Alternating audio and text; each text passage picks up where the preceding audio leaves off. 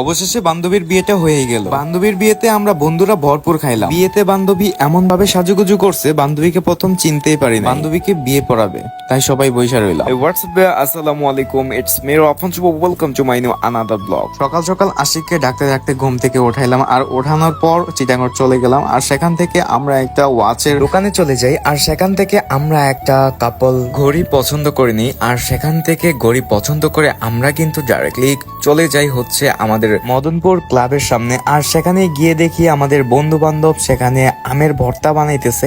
তো আমরা সেখানে গিয়ে আমরা ভর্তা খাই, আর ভর্তাটা ছিল অনেকটাই মজাদার। বন্ধু বান্ধব একসাথে হলে অনেকটাই মজা হয়, আর ভর্তা খেলে অবশ্যই ভাল লাগে সবাই একসাথে খেলে। তো ভর্তা খেয়ে আমরা কিন্তু রওনা করে দেই হচ্ছে বাসার দিকে। আর বাসায় গিয়ে হচ্ছে ফ্রেশ হতে হবে, রেডি হতে হবে, কারণ আজকে শুক্রবার, নামাজ পড়েই কিন্তু আমাদের বিয়ে খেতে যেতে হবে। অলরেডি আমরা চলে আসছি, আর এখানে আইসাই হচ্ছে আমরা একটু হাঁটাগুটা করতেছি। আর হাঁটতে হাঁটতে আমাদের হচ্ছে স্যারদের সাথে দেখা হয়ে যায়। তো স্যারের সাথে অনেকদিন পর যেহেতু দেখা হয়েছে, স্যারের সাথে হাত মিলিয়ে নিলাম। তো এখন আমরা সবাই বৈশা রয়েছি, কারণ যেই গরম, মানে 42 ডিগ্রি থেকে 41 ডিগ্রি এরকম রোদ থাকে।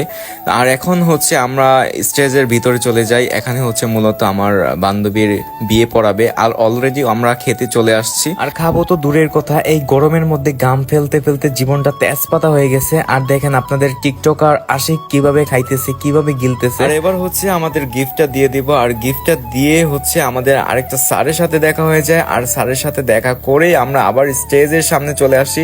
আর এখানে ভরপুর মেয়ে ছিল, বান্ধবী ছিল।